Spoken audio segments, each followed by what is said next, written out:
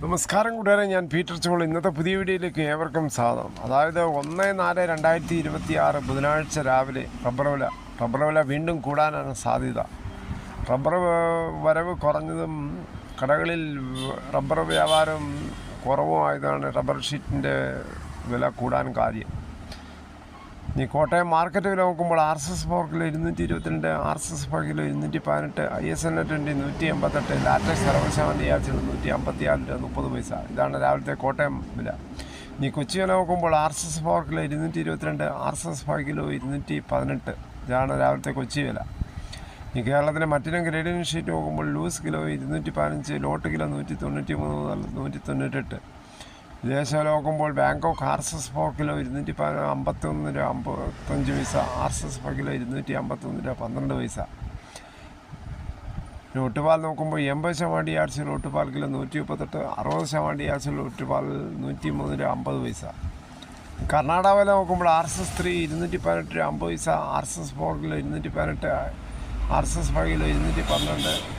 ഇനി ലോട്ട് വില 192, ഒട്ടുപാൽ നോക്കുമ്പോൾ 133 രൂപ.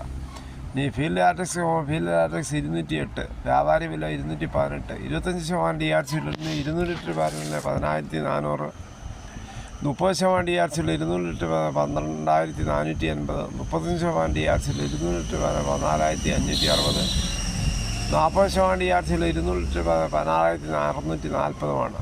ഇനി കേരളത്തിലെ വ്യാപാരിയിലെ Kottayam RSS 4 kilo 214, RSS 5 kilo 210, ISN 187 രൂപ 50 പൈസ മുതൽ 188 രൂപ. ഒട്ടുപാൽ നോക്കുമ്പോൾ 70% DRC ഒട്ടുപാൽ കിലോ 122 മുതൽ 134 രൂപ. ഇതാണ് രാവിലത്തെ റബ്ബർ വില. കേരളത്തിലെ മറ്റു വിലകൾ നോക്കുമ്പോൾ സ്വർണ്ണം 22 ക്യാരറ്റ് 13,630, ഒരു പവന് 1,09,040. അതുപോലെ 24 ക്യാരറ്റ് 14,869, ഒരു പവന് 1,11,952. അതുപോലെ 18 ക്യാരറ്റ്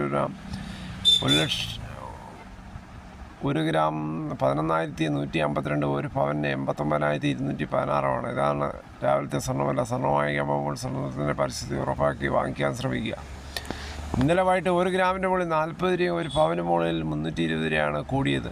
തേങ്ങ ചകരിയില്ലാത്ത മുട്ടത്തേങ്ങ കിലോ 70, പച്ചത്തേങ്ങ 40 മുതൽ, വെളിച്ചെണ്ണ ലിറ്റർ 410, കൊച്ചല ഉണങ്ങിയത് 500, കാഞ്ഞിരക്കുരു 1,880, കാപ്പിക്കുരു 36,200, പൈനാപ്പിൾ പച്ച 38, പഴം 41, കുരുമുളക് 6 കിലോ 707, കുരുമുളക് അൺകാറുള്ള 687, കുരുമുളക് പുതിയത് 677, ചേട്ടൻ 680, വയനാടൻ കുരുമുളക് 690, നാടൻ കുരുമുളക് 682. അടയ്ക്ക പുതിയ 380, പഴയത് 420. കുട്ടികളുടെ നമ്മളുടെ സമ്പത്താണ് യഥാർത്ഥത്തിൽ. അവർ യഥാർത്ഥത്തിൽ ബൈക്കും മറ്റും കാറുകളും കൊടുത്തുവിടുന്നത് ലൈസൻസ് ഇല്ലാതെ 18 വയസ്സ് താഴെയുള്ള കുട്ടികളെ കൊടുക്കുന്നത് വളരെയേറെ പ്രത്യാഘാതങ്ങൾ ഉണ്ടാക്കും.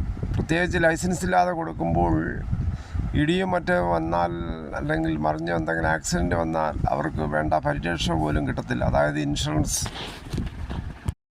കയ്യിൽ വണ്ടി കിട്ടുമ്പോൾ ഒരു ത്രില്ലാണ് വളരെ വേഗത്തിൽ ഓടിക്കുക എന്നുള്ളത്.